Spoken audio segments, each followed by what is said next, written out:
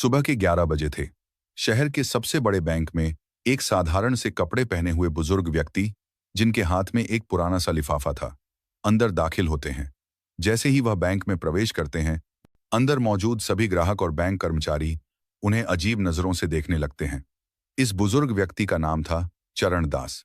चरण दास जी के एक हाथ में छड़ी थी और दूसरे में वही पुराना लिफाफा। वह धीरे धीरे ग्राहकों के लिए बने काउंटर की तरफ बढ़ते हैं। इस काउंटर पर एक महिला कर्मचारी बैठी थी, जिसका नाम था सीमा। बैंक के अंदर मौजूद हर व्यक्ति की निगाहें चरण दास जी पर टिकी हुई थी।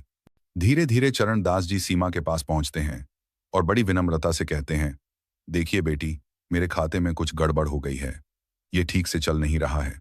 ये कहते हुए चरण दास जी लिफाफा सीमा की तरफ बढ़ाते हैं, लेकिन सीमा चरण दास जी के कपड़ों को देखकर उन्हें परखती है और कहती है, बाबा, कहीं आप गलत बैंक में तो नहीं आ गए? मुझे नहीं लगता कि आपका खाता इस बैंक में होगा।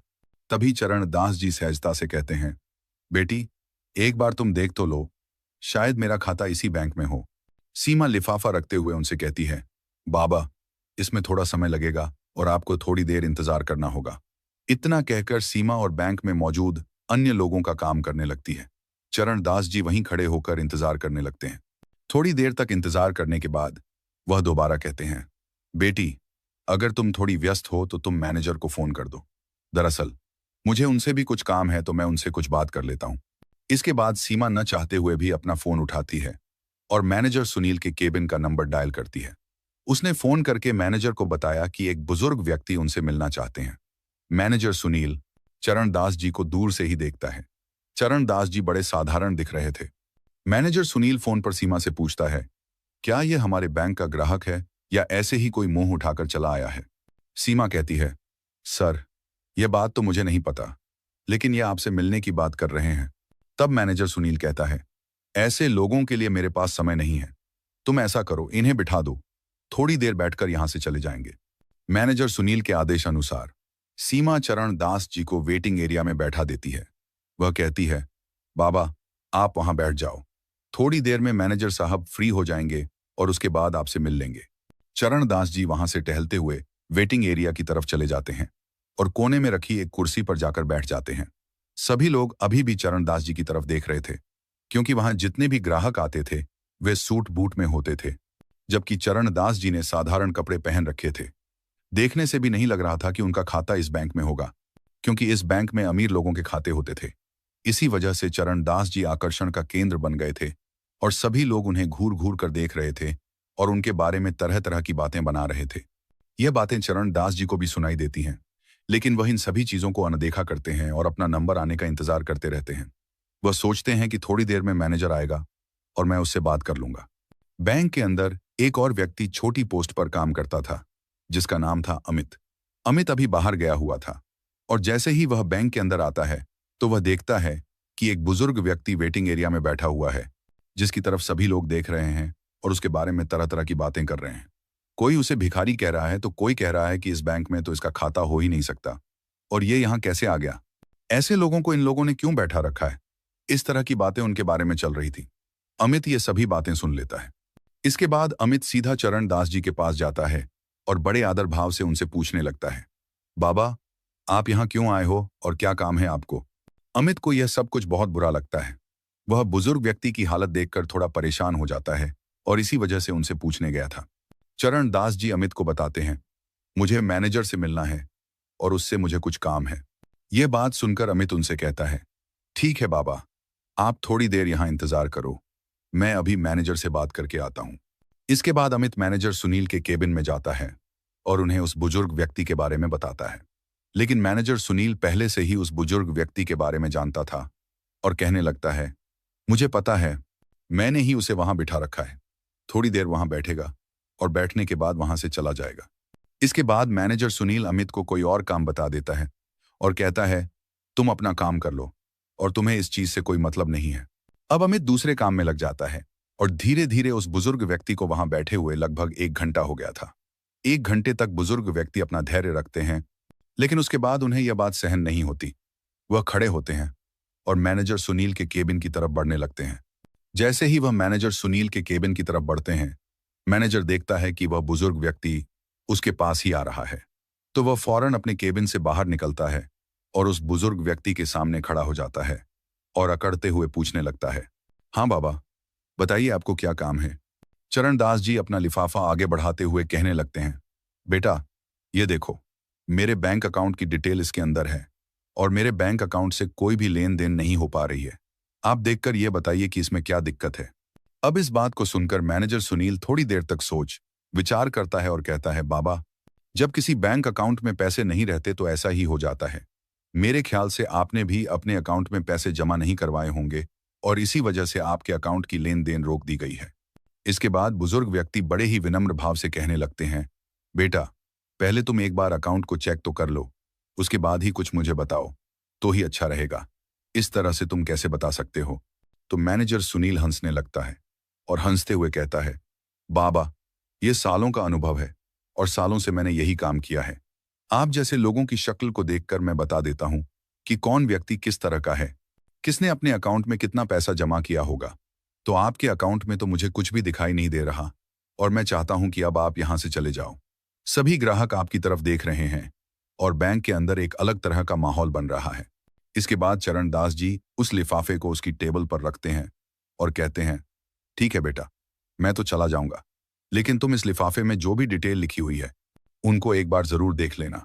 ऐसा कहकर चरणदास जी वहां से जाने लगते हैं और जाते जाते जैसे ही वह गेट पर पहुंचते हैं तो फौरन मुड़कर कहते हैं, बेटा, तुम्हें यह सब कुछ करने का बहुत बुरा नतीजा भुगतना पड़ेगा। ऐसा कहकर चरणदास जी बैंक के मुख्य द्वार से बाहर निकल गए और टहलते टहलते वहां से चले जाते हैं। इसके बाद जब मैनेजर सुनील को यह बात सुनाई देती है कि तुम्हें बहुत कुछ भुगतना पड़ेगा तो थोड़ा सा तो उसे लगता है, लेकिन फिर वह सोचता है कि बुढ़ापे में ऐसे ही कह दिया होगा, कोई भी कैसी भी दिक्कत नहीं है। मैनेजर सुनील अपने काम पर चला जाता है। इधर टेबल पर वह लिफाफा पड़ा हुआ था जिस लिफाफे के अंदर बुजुर्ग व्यक्ति के बैंक अकाउंट की डिटेल थी। इसके बाद जो अमित होता है वहां से उस लिफाफे को उठा लेता है और अपने कंप्यूटर के सर्वर में लॉगिन करके उस लिफाफे के अंदर दी गई जानकारी के हिसाब से ढूंढने लगता है। ढूंढने के बाद जब पुराना रिकॉर्ड खंगाला जाता है तो उसे पता चलता है कि यह जो व्यक्ति यहां पर आया था यह इस बैंक का एक तरह से मालिक ही है, क्योंकि इस बैंक के 60% शेयर इनके पास ही हैं। अब इस बात को सुनकर वह बड़ा ही हैरान होता है और भी अच्छी तरह से उस डिटेल को पढ़ने लगता है। तो डिटेल को पढ़ने के बाद वह पूरी तरह से कंफर्म हो जाता है कि यह इस बैंक के मालिक ही हैं। इसके बाद अमित उस रिपोर्ट की कॉपी निकालता है और कॉपी निकालकर बैंक मैनेजर सुनील के पास जाने लगता है। बैंक मैनेजर सुनील अपने केबिन में किसी अमीर ग्राहक से बात कर रहे थे और उन्हें तरह तरह की स्कीमें बता रहे थे। इसके बाद अमित में आई कम इन करके केबिन के अंदर आने लगता है। बैंक मैनेजर सुनील उसे इशारा करता है और इशारे से पूछने लगता है कि किस लिए तुम यहां पर आए हो। उसके बाद जो अमित होता है वह इशारों से ही बता देता है कि यह एक रिपोर्ट है जो उस व्यक्ति की है जो वहां पर आया था और आपने उसे ऐसे ही यहां से भेज दिया। आप एक बार इस पर नजर डाल लेंगे तो अच्छा रहेगा। ऐसा कहकर अमित ने वह रिपोर्ट मैनेजर साहब की टेबल पर रख दी थी। लेकिन तभी जो मैनेजर साहब होते हैं अपने उस ग्राहक से थोड़ी देर के लिए एक्सक्यूज लेते हैं और कहते हैं, देखो भाई अमित, हमारे पास ऐसे वैसे लोगों के लिए समय नहीं है। इसके बाद अमित बड़े आदर भाव से मैनेजर साहब से कहने लगता है, अगर आप इसको एक बार देख लें तो बड़ा ही अच्छा रहेगा। लेकिन जो मैनेजर सुनील है वह उस रिपोर्ट को आगे की तरफ सरकाते हुए कहता है, मुझे इसको नहीं देखना और मुझे ऐसे ग्राहकों में कोई भी दिलचस्पी नहीं है। ऐसा कहकर उसने रिपोर्ट को अमित की तरफ बढ़ा दिया था और अमित उस रिपोर्ट को वहां से लेकर अपने काम में लग जाता है। बैंक के अंदर का माहौल अब शांत हो गया था।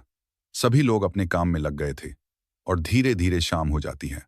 चरणदास जी की वापसी। दूसरे दिन उसी समय पर जिस समय पर चरणदास जी आए थे उसी समय पर फिर से आते हैं, लेकिन आज उनके साथ एक सूट बूट वाला व्यक्ति था जिसके हाथ में एक ब्रीफकेस भी था। अंदर आने के बाद वहां पर सभी लोगों का ध्यान अपनी तरफ खींचते हैं। इसके बाद वह मैनेजर सुनील को अपनी तरफ आने का इशारा करते हैं तो मैनेजर भी डरते हुए अपने केबिन से निकलकर चरणदास जी के सामने आकर खड़ा हो जाता है। तभी चरणदास जी मैनेजर सुनील से कहते हैं, मैनेजर साहब, मैंने आपसे कहा था ना कि यह बात आपको बहुत भारी पड़ेगी। आपने जो कुछ भी कल मेरे साथ किया था वह बिल्कुल भी बर्दाश्त के लायक नहीं है, तो अब आप अपनी सजा भुगतने के लिए तैयार हो जाइए। इस बात को सुनकर मैनेजर सुनील थोड़ा सा बौखला जाता है, लेकिन फिर वह सोचता है कि क्या सजा मुझे दे सकते हैं, भला मेरे साथ क्या कर सकते हैं। उसके बाद चरणदास जी कहते हैं, तुम्हें मैनेजर के पद से हटाया जा रहा है और तुम्हारी जगह इस बैंक में काम करने वाले अमित को मैनेजर बनाया जा रहा है। और तुम्हें फील्ड का काम देखना होगा। इस बात को सुनकर मैनेजर सुनील थोड़ा सा बौखला जाता है और वह कहने लगता है, आप होते कौन हो मुझे इस तरह से हटाने वाले? तो चरण दास जी कह देते हैं, मैं इस बैंक का एक तरह से मालिक ही समझ लो, क्योंकि 60% शेयर वैल्यू मेरे पास है और मैं चाहूं तो तुम्हें हटा भी सकता हूं और किसी और को तुम्हारी जगह लगा भी सकता हूं। ये बात सुनकर बैंक के अंदर जितने भी कर्मचारी थे और जो कुछ ग्राहक कल भी इस बैंक के अंदर आए थे और आज भी आए थे, वह सभी लोग एकदम से हैरान हो जाते हैं और चरण दास जी की तरफ फटी की फटी निगाहों से देखने लगते हैं। इसके बाद वह व्यक्ति जो चरण दास जी के साथ आया था, वह अपने उस सूटकेस को खोलता है और उसमें से एक डॉक्यूमेंट निकालता है जो कि अमित की पदोन्नति प्रमोशन का था। उसे एक बैंक मैनेजर बना दिया गया था। इसके बाद वह दूसरा लेटर निकलता है जिसको बैंक मैनेजर सुनील को दे देता है और कहता है, अगर तुम्हें फील्ड में ड्यूटी करनी है तो तुम बेशक से कर लो, लेकिन मैनेजर बनकर तुम इस बैंक में नहीं रह सकते। ये बात सुनकर मैनेजर सुनील के पसीने छूटने लगते हैं और वह अपनी कल की गलती के लिए बुजुर्ग व्यक्ति से माफी मांगने लगता है। लेकिन तभी जो चरण दास जी होते हैं वह उसे उठाते हैं और कहते हैं, माफी किस बात की मांग रहे हो और मैं किस वजह से तुम्हें माफ कर दूं? तुमने मेरे साथ जो व्यवहार किया था वह हमारे इस बैंक की पॉलिसी के खिलाफ है। क्या तुमने कभी भी इस बैंक की पॉलिसी नहीं पढ़ी? यहां पर गरीब और अमीर में कोई भी फर्क नहीं किया जाएगा और सभी को एक ही पलड़े में तोला जाएगा। दरअसल इस बैंक की स्थापना चरण दास जी ने ही की थी और उन्होंने यह बात पहले ही घोषित कर दी थी कि इस बैंक के अंदर किसी को भी गरीब नहीं समझा जाएगा और ना ही किसी को ज्यादा अमीर समझा जाएगा। सभी के साथ सामान्य व्यवहार किया जाएगा और कोई भी बैंक का स्टाफ ऐसा करता है तो उसके खिलाफ कड़ी से कड़ी कार्रवाई की जाएगी। तो चरण दास जी कहते हैं, वह तो मैं तुम पर रहम कर रहा हूं कि तुम्हें काम करने योग्य छोड़ रहा हूं, वरना मैं चाहूं तो तुझे यहां से हटा भी सकता हूं। जो तुमने मेरे साथ किया है वह बिल्कुल भी किसी के साथ नहीं होना चाहिए। तुम्हारे बैंक में काम करने वाला अमित, जिसके हाथ में कुछ भी नहीं था, लेकिन फिर भी उसने मुझसे आकर पूछा और मेरे लिए कुछ करना चाहा, तो इस पोस्ट के लिए वह असली हकदार है, ताकि वह ग्राहकों को अच्छी तरह से समझ सके और उनके कपड़ों को देखकर उनको जज ना कर सके। ऐसा कहकर चरण दास जी सीमा को बुलाते हैं और सीमा को भी इस बात के बारे में फटकार लगाते हैं।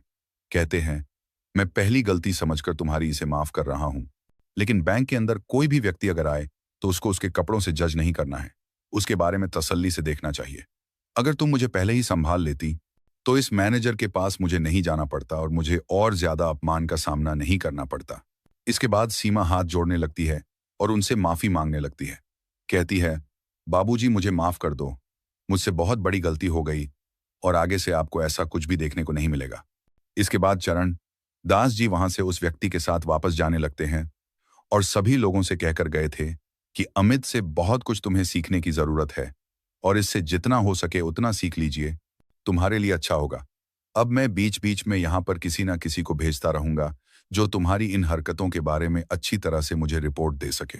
ऐसा कहकर चरण दास जी वहां से चले गए और बैंक का पूरा स्टाफ इस बारे में बात करने लगता है और सोचता है कि अब अच्छी तरह से काम करना होगा, कहीं अगली बार उनका नंबर ना आ जाए।